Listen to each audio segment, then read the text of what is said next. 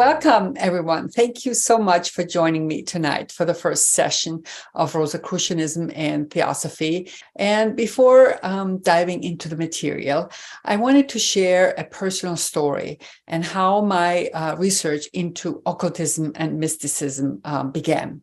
It all started with a book, the book Initiation by Elizabeth Reich.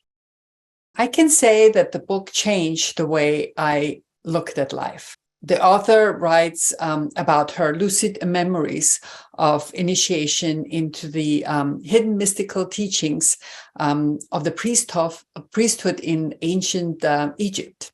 She reveals her insights into the subtle workings of karma, reincarnation, and spiritual development. As soon as I had finished this book, I started to research to find anything that would confirm what I had just read. And on a personal note, I wanted to add that I always look for overlaps and not the differences, because I'm interested in finding out what various movements have in common.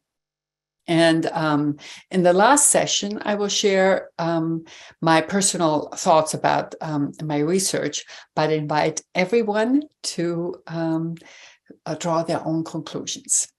As the title implies, I will talk about Rosicrucianism and Theosophy, and I just want to point out that I'm not focusing on the modern organizations. I will mention them, but that's not my focus. At the end of each session, I suggest some meditative exercises, because I deeply believe that practical application of spiritual principles help us grow as human beings.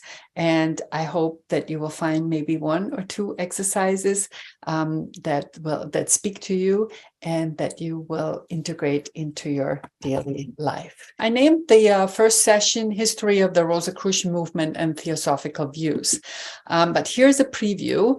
Next week, I'm going to focus on the third pamphlet, The Chemical Wedding, and on the topic of alchemy.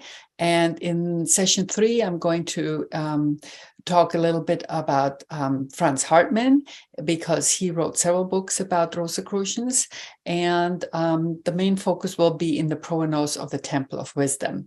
And the last session I titled One of Many Paths. Now, as I mentioned, there will be meditation exercises. I have for each week 3, except for the last one, which is a Hermetic exercise that is from one of my German books, and it's a more elaborate one, so it's just the only one. And there's a mixture of what I found based on a book that I have that has Rosicrucian information in there in German, but also theosophical exercises. And then I put together a handout. There is a list of most of the sources I have used, but also some links to articles or books that you might find helpful, or that I mentioned. For example, I will mention Rudolf Steiner or Franz Hartmann or Jakob Böhme, and you can look at the wiki to see how I put my research together. So anybody who is dealing with the history of the 17th century will eventually here is the word Christian Rosenkreuz, or the name Christian Rosenkreuz, or Rosicrucianism. It doesn't matter if it's literature or religion or philosophy or natural science. But the problem is, the more you research you do, the more you read about it, it very often poses more questions than you can find answers. And the biggest question that everybody asks till today is, did the Brotherhood of the Rosicrucian, as described in the Fama Fraternitatis, really exist? So let's first look at what is a Rosicrucian. So it's a member of a secret brotherhood who possesses secret wisdom handed down from ancient times. That is not disputed. And the name is derived from the order's symbol, which is, I mean, there are different depictions, but the simple one is it's a cross and a rose. Now, when did it start? Well, the whole thing started with the publication of 3 socially critical and reformatory manifestos.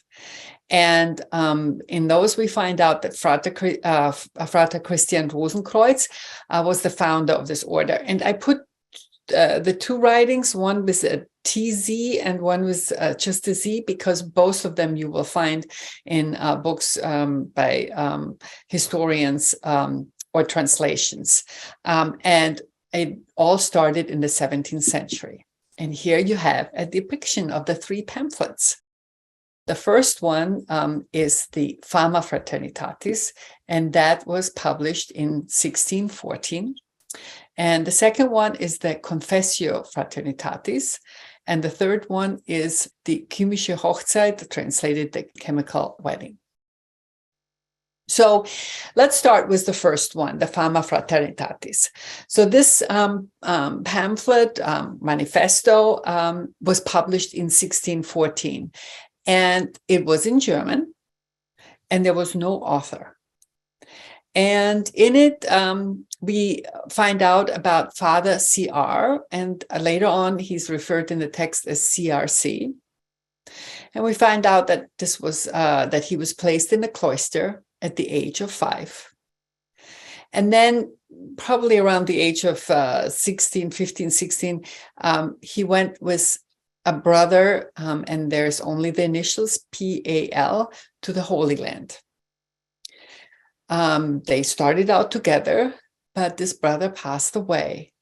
And Christian Rosenkreuz decided to continue this journey alone. And he went to Damkar, which is, and I'll talk about this a little bit later, but it's a legendary hidden city in Arabia. And let's leave it at Damkar for now. And then he went to Egypt, and he went to Fez. And he was, wherever he went, he was well received and welcomed. Actually, in Damkar, they even said that they expected him. And wherever he went, wisdom was shared with him. And he finally returned to Germany, but first he stopped in Spain. He wanted to share everything that he has learned in Spain, but nobody was interested. And the same thing happened in Germany. So he decided to choose 3 others to whom he would impart his knowledge. And he founded the order because he wanted to preserve the special knowledge that he had acquired on his travels. Eventually, there were 8 members who separated, and each was going to a separate country. Also mentioned is the House of Sanctis Spiritus, which served as a place of refuge for the brothers. And it said that 120 years after the death of Christian Rosenkreuz, the perfectly preserved body of the founder was discovered along with certain documents and symbols held in very high esteem by the Rosicrucians, among it the Liberty. And anybody, you can find the Fama Fraternitatis for free online, and anybody who is interested can read about it and read in more detail how the body, for example, was discovered, because there's always some symbology connected with it. So one of the important things to mention is that they had an agreement. And there were 6 points. And the first one was nobody should indulge in any other occupation than caring for the sick, and that for nothing. So they weren't allowed to charge if they would heal people. No one should be compelled to wear a certain clothing for the sake of the brotherhood, but rather to adapt to the style of the country, which I found very amazing. It's showing this respect for other traditions and tolerance. Number 3 was every brother should come to Sanctus Spiritus every year on the 3rd day, or send a cause of his absence. And then each brother should look for a suitable person to succeed him if necessary. I did read, not in historical books, but in others, that this does not mean that can be only one person, but people who are suitable to share the knowledge with. And then the word RC should be their seal, watchword, and character. And last, the brotherhood should be kept secret for 100 years. So a year later, approximately a year later, the Confessio Fraternitatis came out. So it was published in 1615, but first in Latin, and then shortly afterwards in German. And the author, again, was unknown. It has a very different style than the Fama Fraternitatis. The Fama Fraternitatis is defended, and they explain individual problem areas from it. And they, again, just like in the Fama, they call the European intellectuals to contact the authors. But there's no information how to contact them and where to contact them and how they would receive a response. The Confessio was strongly permeated by the Protestant spirit.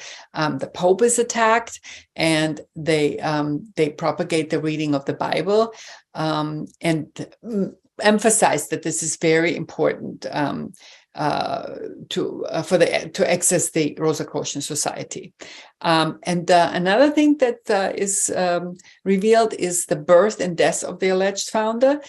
He was born in 1378 and died in 1484 at the age of 106. And they really condemn the contemporary philosophy, say that it's very sick and deficient, and while at the same time lauding the philosophy of the brotherhood. So there was an immense excitement throughout Europe about these pamphlets.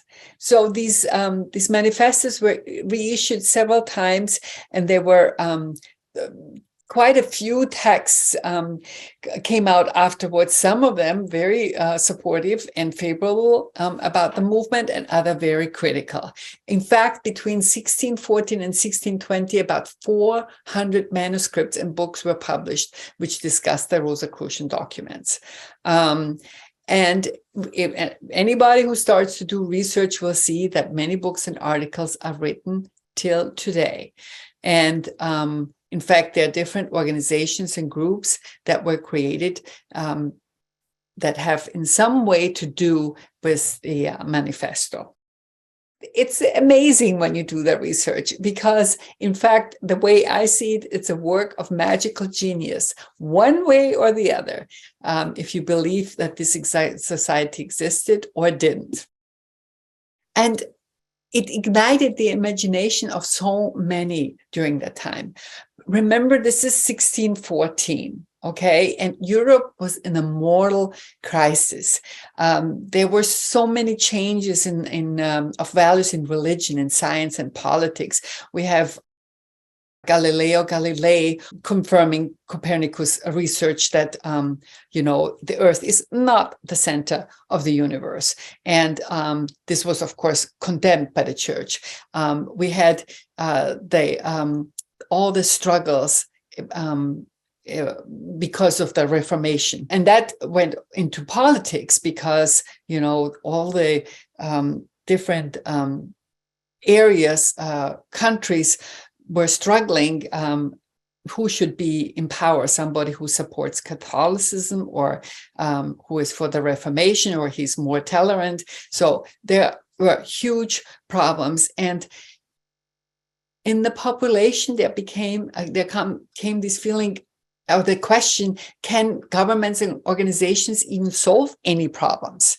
And in fact, they felt like all these institutions, didn't matter if it was religious or political or philosophical, they were incapable of making things evolve or making things better. For example, during that time, it wasn't only Galileo's Galilei, but we have Jakob Böhme, who came, whose first work, Aurora, was published during that time, and who pointed out how much evil there was in this world and that it wasn't unfair. So people started to rely on information that wasn't provided by the government or by the church. they also realized that it was regenerated knowledge. So it wasn't anything new. They pointed out that microcosm contains macrocosm. They also pointed to the cycles in life.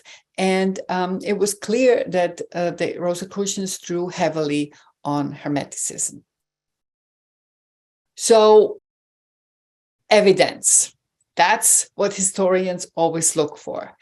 Is there an evidence for the existence of the Rosicrucian Brotherhood? And the only evidence is really those 3 pamphlets. That's all we have. In all later writings were merely reactions. But it is a fact that many of today's occult, philosophical, magical, or purely spiritual Western societies are influenced by Rosicrucianism. Some historians say Rosicrucianism, as well as alchemy or astrology and the Kabbalah and Hermeticism, but in fact, the way I see it, that is all part of Rosicrucianism. One thing that's important to mention is the book M. Anybody who does some research will encounter this, because there are a lot of references in the manifestos about the book M, the first 2, the Fama and the Confessio, and it is said that the book is written in a magical language and it contains all the secret of the world. At one point in the first manifesto, there is an interpolation stating that Paracelsus, while he was not a member of the fraternity of the Rose Cross, had read the book M, secured information which made him the foremost physician of medieval Europe. In fact, Paracelsus plays a big role because he's mentioned, and a lot of later writings who tried to figure out and research who the author of the first 2 pamphlets was, were Paracelsians. They followed his teachings. He was a Swiss physician, a philosopher of nature, an alchemist, a lay theologian, and occultist. He was a prolific author of 16th century Europe, and he wrote about medicine, surgery, natural philosophy, alchemy, astronomy, natural magic, and Reformation theology. He is seen as the forefather of alternative medicine. There is actually an institute now in Switzerland, the Paracelsian Institute, that relies heavily on the writings of Paracelsus. He was an extremely advanced soul, and reading his material is eye-opening. So no wonder that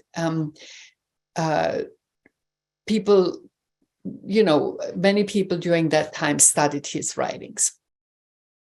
So very often when I start research, I go to Manly Hall, to his writings. And so he said there are 4 theories one can discuss about the Rosicrucians. He said that they existed historically as described in the Fama Fraternitatis, or the second option is denial. They never existed. This was just a hoax.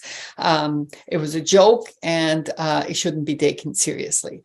Now, he also says that the Masonic Brethren researched the Rosicrucians, and they concluded that the author was Johann Valentin André, and I'll talk about him a little bit later. They weren't the only ones who said he was.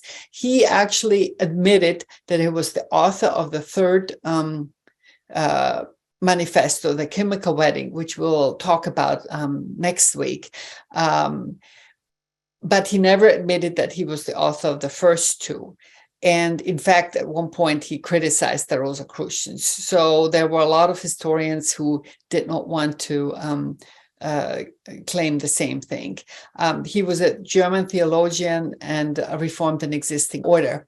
They also say that the Rosicrucians represented the first European invasion of Buddhist and Brahmin culture, which I find interesting, especially after I found out what the Mahatmas said. And they said that the order was founded actually in Egypt during the philosophic supremacy of that empire. And the fourth theory, he says, is espoused by Theosophy, that there were Rosicrucians, that they possessed all the supernatural powers with which they were credited, but that they consisted of a limited number of highly developed adepts who possessed the secret of the Philosopher's Stone. Richard Smalley, who many of you know because he is the editor of the Quest magazines that the Theosophical Society publishes 4 times a year. He's an author of very many books and very knowledgeable. I thought I would share what he wrote in Hidden Wisdom because I think this is a very important thing. He said it was the first appearance in the modern West of a central esoteric theme, that there are secret brotherhoods of adepts and that they possess powers far beyond those of ordinary humans. So that was the first appearance in the modern West. But, and here I quote something from the first pamphlet. It says, so that finally man might thereby understand his own nobleness and worth, and why he's called microcosmos, and how far his knowledge extendeth in nature. It was the first time that somebody said, you are not wretched. Because in Europe, you know, if you grew up, in most areas, the Catholic religion was still prevalent, you were a sinner. You were a horrible person and you had to pay for all your sins. So you were born a sinner. So it was a huge difference. And I think this might have really inspired a lot of people to look deeper into it. And it also told you that comes from Paracelsus, to read directly from the Book of Nature. So these were the 4 main theories, but there were others who wrote about Rosicrucianism, and they said it was a pseudonym for a more famous historical figure. Sometimes Francis Bacon was mentioned, sometimes John Dee. But the other thing that I wanted to point out, that the manifesto directly states that they speak in parables, that they're willing to teach everything that is necessary, but in the end, they speak in parables. And so I thought I would share with you a few examples. I have this from Paul Foster Casey's book, but he isn't the only one who said that. He draws, this whole interpretation, you can taste the Golden Dawn philosophy. But he wrote a book called The True and Invisible Rosicrucian Order. Here, the first example. So Christian Rosenkreuz was born in 1378. And he said, look at that number. It's an allegory because 1 is representative of unity. Then you have 3 that represents the Trinity. And 7 that represents the septenary of creative powers. And 8 is the number of Hermes. He explains, for example, look at this placed in a cloister. A cloister is a human personality. He was placed there at the age of 5. So he says that's like the human level. And the way he explains it, the first level is the light. The second is the mineral kingdom. The third, the plant kingdom. The fourth, the animal kingdom. And then the human kingdom. In the Fama Fraternitatis, it says that Christian Rosenkreuz was placed in the cloister where he learned Greek and Latin. This can be interpreted as the imperfect development of philosophy and science gained by the self-cloistered in human personality. So if our bodies are manifested on earth, what we learn is not perfect.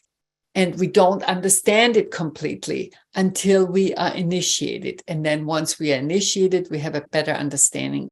We can discern better. He says that he left with the brother who died to go to the Holy Land. And he said that implies transmutation. It says clearly that CRC went to Damkar. Now, I must say, it puts a smile on my face because historians, there are so many different interpretations. The main ones are Damkar doesn't really exist, and so it's Damascus, or they put up a map and say, well, it was misspelled. Paul Foster Case says that Damkar is a Kabbalistic term. It has to do with the blood of the Lamb. And what it wants to tell us that once somebody is initiated, his blood changes. He also said when it's written in the Fama that in Arabia he learned more secrets from wise men. These were actually masters of the invisible Rosicrucian order.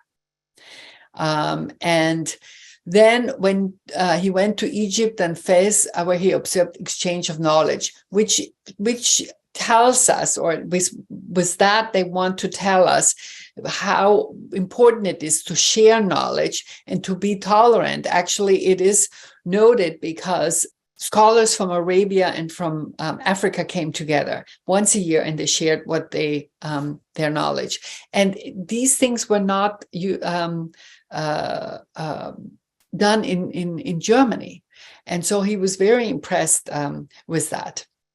And what he also points to, Paul Foster Case, is once somebody is initiated, he has this urge to share the knowledge. He has the obligation to share the knowledge, but it didn't work out in Spain and it didn't work out in Germany until he found 3 brethren and shared it with them. And that tells us that we have to be careful with to whom we communicate higher knowledge, because not everyone is ready. And that's one important part that has to be understood. So there are several modern societies that exist. They have been formed for the study of Rosicrucianism and allied subjects, and all of them date the beginning of the order to much more ancient times than, or most of them to much more ancient times than proposed by historians. But all researchers on the history of Rosicrucianism say the same thing. The modern Rosicrucians are in no sense directly linked to any real society of the early 17th century. There is no proof for that. I just thought I would mention what Richard Smalley wrote in his. He said, just because there is no proof doesn't mean there is no link. I'm going to mention 3 organizations. The one is the Ancient and Mystical Order of Rosicrucians, AMORC. It's really called the Rosicrucian Order. It's the largest Rosicrucian organization in the world. It has various lodges, chapters, and other affiliated bodies throughout the globe and operates in 19 different languages. And it was founded in the United States in 1909 by Harvey Spencer Lewis. Now, I have read 2 books by him, and the one was Rosicrucian Answers and Questions and Answers, and he said in that book that Francis Bacon was the author of the pamphlets. And then we have the Rosicrucian Fellowship that was founded in 1909 by Max Heindel. He says that the invisible order of the Rose Cross exists in the inner worlds and was founded in 1313 and is composed of 12 great adepts. I do want to point out that Max Heindel, and you can read this on the wiki, was a Theosophist first. He was, when he was in Los Angeles, he was actually the vice president of the LA Lodge. And then another member told him about Rudolf Steiner. So he traveled to Germany, where Rudolf Steiner was also in the Theosophical Society, and he was teaching there, and he took notes, and then he was introduced by somebody to a Rosicrucian. And I have, through the research, and that's mostly in German, letters that were exchanged, it seems like it was Dr. Franz Hartmann who introduced him to a man called Alois Marländer, who was very active in Bavaria during that time. But I will come back to that in the 3rd session. I do want to mention Rudolf Steiner because he is he was a theosophist, as I said, and then he created his own society, the Anthroposophy, which is an esoteric spiritual movement. It has its roots in German idealist philosophy. He loves Johann Wolfgang von Goethe, and in Theosophy, Rosicrucianism, and Gnosticism. And I have read several biographies and his autobiography, and he was there was a herbalist that was one of the first things that he learned in Austria, and then he had a teacher called M. And he's not the only one who had a teacher called M. There's, for example, the astrologer Alice O'Howe. She was interviewed a few times by the Theosophical Society, and she also talks about that she had a teacher called M. Anyhow, the anthroposophical schooling path builds directly on the Rosicrucian schooling path. There is a gentleman, Dr. Gilbert, who founded the Vesica Institute here in the United States. I have also taken a course there once just to see what he is. He is all his teachings, I mean, most of his teachings are really based or come out of the, come from Rudolf Steiner. And he said, Christian Rosenkreuz went to the Orient in the first half of the 15th century to find the balance between the initiation of the East and that of the West. A consequence of this was the definite establishment of Rosicrucianism in the West after his return. There were two books that I would like to point to, because they both say the spiritual father of the pamphlets was a man named Tobias Hess. They didn't say he was the author. Actually, both of them also say that Valentin Andrei was the author, but the spiritual father. The first one is by a gentleman named Tobias Churchton. It's from 2009. It really contains the latest research on the origins of the movement. One thing that I found interesting, he points out in his book that the manifestos were accidentally published. That means that it wasn't really intended to happen. I don't know if accidentally is the right word, but Jakob Böhme, his first book, Aurora, he had mystical experiences and he wanted to write them down. And he was also studying with a circle of other people, the Kabbalah, Rosicrucianism, and somebody decided to publish his book and got him into big trouble. So it might have been accidentally, or somebody thought it might be a good idea to do that because of the despair. And unfortunately, things got worse because in 1618, the 30-Year War started, and between 4.5 and 8 million people died, soldiers, civilians, there was starvation. It was just horrible. Anyhow, the second book that I wanted to point out is Rosicrucian History and Mysteries. This was actually published by Amorg, and he talks about the history, and he also points to Tobias Hess and to Valentin Andrei. Both of them and all historians point to this Tübinger Kreis, which is the Tübinger Circle, which was, I think, around 30 people who got together regularly, and it was most likely founded by the lawyer Tobias Hess, who had studied in depth the Paracelsian art of healing, alchemy, in the Bible. He and there are other people. I mentioned some of them for those who are more familiar with Rosicrucian research, but definitely Valentin Andrei, who was one of the members. And the basis of their studies was the mystical, alchemical, astrological, and natural philosophical knowledge of the time.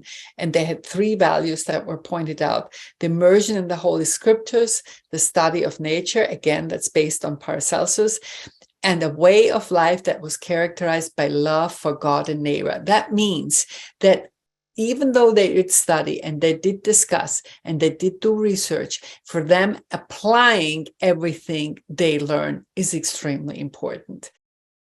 And just on a side note, again, if there's somebody here who is deeply into this research, Hess was actually influenced by a man called Simon Studion, who was a German teacher of Latin and a poet, a historian. And he wrote a book called Naumetria that's mentioned by several authors that has a lot of Rosicrucian teachings in it. And according to Harvey Spencer Lewis, the founder of Amorg, he was one of the imperators of Rosicrucianism. So I haven't found that in any other book. So let's look, Johann Valentin André. Many people say that he is the author of this, of all three pamphlets. As I mentioned, he admitted that he wrote in his autobiography that he wrote The Chemical Wedding, but never admitted that he wrote the first two manifestos. In fact, there was a time where he criticized the Rosicrucianism, but historians interpret this because he was chosen for a very important position. And, you know, the official politicians or church did not approve of Rosicrucianism. He was deeply versed in mystical studies and alchemy, and he had a widespread reputation as a scholar and learned man. So his Chemical Wedding is a deep penetration into some of the mysteries of nature. It really, his work implies that he was deeply imbued in alchemical speculations, and he was definitely a follower of Paracelsus. Again, this was a physician. So in 1994, there was a conference in Wolfenbüttel in Germany, and I have read about it. Most of it is in German, and there is a gentleman called Carlos Gilli, who writes a lot about Rosicrucianism. But what came out is that the questions about Rosicrucianism can be answered much more precisely today than even 30 years ago, and maybe even today more than 20 or 30 years ago. But there is something called a Bibliotheca Philosophica Hermetica. It's also called the Ritman Library. It's a Dutch library, and it's located in Amsterdam, and it was founded by a gentleman named Joost Ritman. And it brings together manuscripts and printed works in the field of Hermeticism. It holds today about 23,000 volumes on Hermeticism, Rosicrucianism, alchemy, mysticism, gnosis, esotericism, and comparative religion. It must be incredible. But in addition to that, there were a lot of letters that they found written during that time between the members of the Tubingen Circle and some noblemen. And because of those letters, of course, there are sometimes, I have also heard the opinion that that it's not quite clear where these letters came from, but based on these letters, they really think that it was Valentin André who published it, and that Tobias Hess was the spiritual father of the first Rosicrucians pamphlets. And it started with Tobias Hess. It was an important gathering place, the circle, and they were always discussing gnosis, Hermeticism, Kabbalah, mysticism, astrology, and alchemy, because it all flows together. In general, what I have noticed, especially with, for example, with Paracelsus, that there is a huge difference between what historians who plainly look at the facts and at the papers and what can be is very different than when an occultist or somebody who is interested or open to occultism and to metaphysics writes a biography, especially Paracelsus. And one of the problems that we have with Paracelsus and also with Rosicrucianism is there were people who supported the movement or Paracelsus and wrote positively about it or him. And then there were people who just were against it or hated Paracelsus. And so there were articles or books written with really nasty comments. So it makes it difficult to do research. And also, we will talk about it in the third session, there were a lot of supposedly true Rosicrucianism, but a lot of them false, because I am a Theosophist and a devoted Theosophist, and I love the Mahatma letters. I always research to see if the Mahatmas mention the Rosicrucianism, and it's twice, but the second one is not that important. I wanted to say this was in letter number 20. He said, "Further aids to reflection will, however, come in good time, and the little I am permitted to explain may, I hope, prove more comprehensive than Eliphas Levi's Ode Magie. No wonder you find it cloudy, for it was never meant for the uninitiated reader. Eliphas studied from the Rosicrucian manuscripts, now reduced to 3 copies in Europe. These expound our Eastern doctrines from the teachings of Rosicrucians, who, upon his return from Asia, dressed them up in a semi-Christian garb intended as a shield for his pupils against clerical revenge." You can research Eliphas Levi on the wiki. I did research about him because Helena Blavatsky, one of the 3 founders of the Theosophical Society, has quotes him quite a bit in Isis Unveiled and also in The Secret Doctrine. And he concretized the concept of the astral light and wrote 3 very important books about magic. And so a lot of people who were interested in occultism, and he also made this word big again, occultism, read his works, which is not easy, interesting, but not easy to read. But he points to the fact that Eliphas also studied from the Rosicrucian manuscripts, as did Paracelsus. The next stop for me is always the Blavatsky glossary, to see if Helena Blavatsky wrote something about it. And she writes that the name was first given to the disciples of a learned adept named Christian Rosenkreuz, who flourished in Germany circa 1460. He founded an order of mystical students whose early history is to be found in the German work Fama Fraternitatis, which has been published in several languages. So the same thing that the historians say. But she said the members of the order maintained their secrecy, but traces of them have been found in various places every half century since these dates. And as an example, she gives the Society's Rosicrucian, and she says that it's an initiated order, and they study a scheme of initiation into the Kabbalah and the higher magic of Western or Hermetic type, exactly as most historians say that the Rosicrucians draw heavily from Hermeticism. But she also said they were themselves descended from the Egyptian mysteries. She also writes about the Rosicrucians in Isis Unveiled. She said that there were people, based on the invitation in the Fama Fraternitatis and the Confessio Fraternitatis, who wanted to be admitted to the society and might have even come close to real Rosicrucian members, but they were refused admittance. And because there was no way they could be admitted, they said, well, it was a hoax, their society didn't really exist. But she said then of the minority accepted, 2/3 failed upon trial. And one of the important things is, she said, the Rosicrux becomes and is not made. That means you have to put a lot of effort in before you can even be admitted and then initiated. And in addition, she said that even those candidates who failed will never reveal anything about it.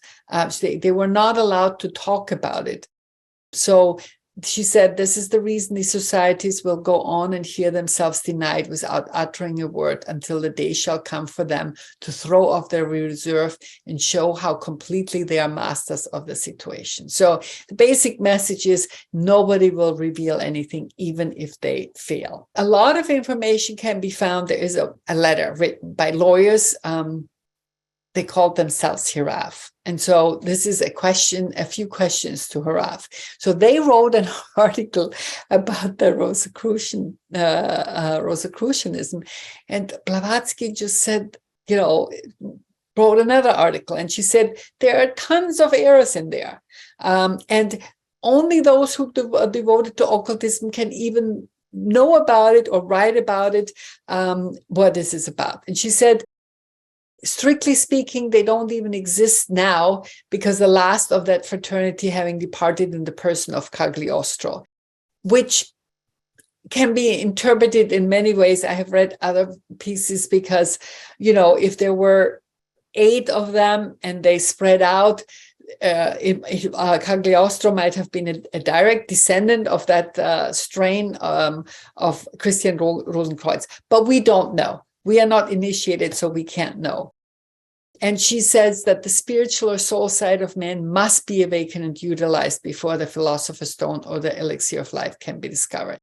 This is the main thing. And she said that they were extremely pure and they had a thorough knowledge of the secrets of the secrets. And she said in that letter that the Rosicrucian was not even founded until the mid of the 13th century, and derives its name neither from the Latin word rose, dew, nor from a cross, the symbol of lux. But she doesn't go deeper and say where the name was derived from. But she does say that the origin of the brotherhood can be ascertained by any earnest, genuine student of occultism who happens to travel in Asia Minor, if he chooses to fall in with some of the brotherhood, and if he is willing to devote himself to the head-tiring work of deciphering a Rosicrucian manuscript, the hardest thing in the world, for it is carefully preserved in the archives of the very lodge which was founded by the first Kabbalist of that name, but which now goes by another name. Again,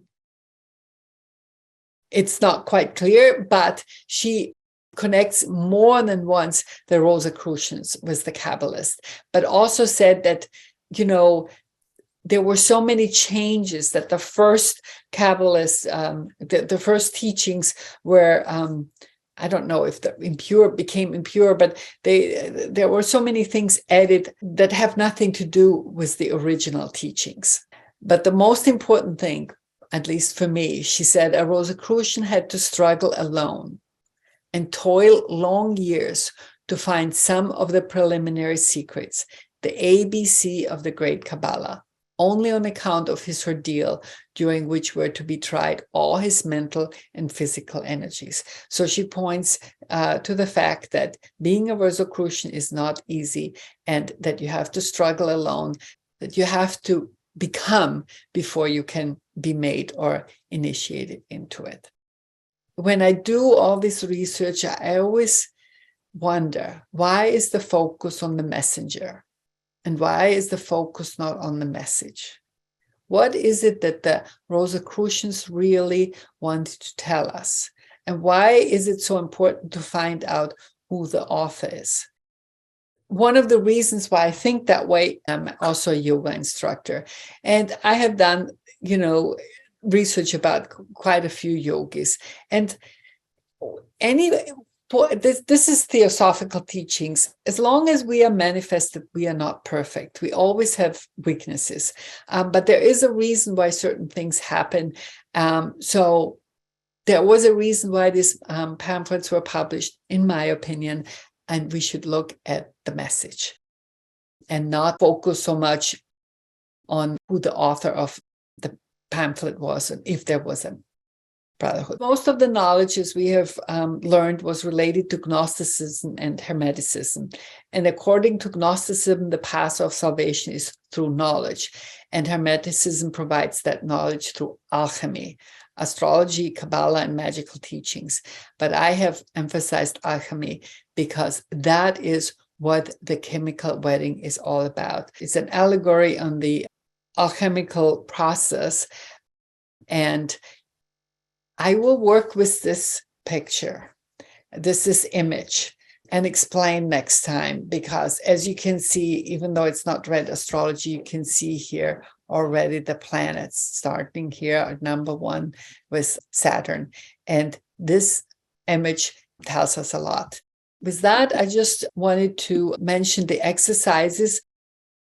So the first one, so the heart is really highly regarded in most spiritual traditions, and it is representative of spiritual consciousness in the physical body. And so one of the meditations could be on the heart. And I provide the information from Dora van Gelderkunst, and I explain here why this is so important. Basically, she says that our focus should not be outside of ourselves, but inside of ourselves. And the reason why we should focus on the heart or meditate on the heart is because it's the seat of spiritual as well as physical life. And so the first option, as I said at the beginning, I do not know how many people here have a meditation practice. And if you don't have one, this might be the easiest way to start. And this is a meditation to open your heart. Some of you might have a regular meditation practice. And this option 2 is a meditation to detach from painful memories. The reason is that, very often we react in ways, or we sometimes are unkind, or we feel hurt, and we don't even know. And very often this has to do with painful things that happen to us, often in our childhood when we were young. And when we can make this connection, it might help us. And I will just share one example, which was for me, it was, I have been meditating for a long time. Now I have a meditation room, which is wonderful. And I spend time there every morning and every night. And I have crystals there, and I have, of course, candles and incense. I draw my tarot cards there. But sometimes we just don't realize and have to transform or transmute an experience. I used to teach at the George Washington University for 20 years, and for almost 20 years. And that is one of the most expensive universities in all of the United States. And I had students who just, were there and they didn't do their work, and I would get so angry. I just thought, well, you have parents who give you everything, and you pay for everything, and you don't make an effort, whatever. I didn't show it to my students, but I mean, if you have this resentment, that's just not good. And then I went to for a weekend to an ashram and meditated, and I also attended some lectures, and suddenly it hit me what had I was raised in Austria, and my father did not want me to get an education. He said that you finish high school and that's it, you are on your own. And that's exactly what happened. I did then manage to go back and study law, but that was several years later. And I did not realize how deeply hurt I was and how angry I was. And once I realized that my anger was gone, I completely understood that my students that has nothing to do with me. If they are doing their work, then there's a reason for that. And if they don't do their work, then there's a reason for that too. So that is the second option. And the third one is 5 simple Rosicrucian exercises. This is from a Rosicrucian manuscript. So this is very simple. I can't do everything because I don't live close to natural water. But the first 2 increase the intensity of your negative and positive magnetism. So we have that within our body. And basically you can either stand in front of an open window, or you can do it outside, and it tells you exactly feet and ankles touching, hands above the head, and you take deep breath. And the second one is when you extend arms and legs to the side, the palms up, and take deep breath. Now, I'd love to do that. Just have to be careful if you live in an area where you have ticks, but you go outdoors and form a star with your body, with your back on the ground, breathing normally. Just the five, like you have, it's like a five, in yoga, we call it 5-pointed star. If you live close to natural water, and if it gets warmer at the lake or the ocean, this helps with benefiting from earthly magnetism and electromagnetic properties in the atmosphere. You float on your back whenever you bath or swim in a body of natural water. It gives you energy. And the last one, I do. Sometimes it brings you together with Earth's negative electromagnetism and the atmosphere's positive electromagnetism. So this is all on the physical level. You walk barefooted in the morning dew whenever you have the opportunity. Thank you so much.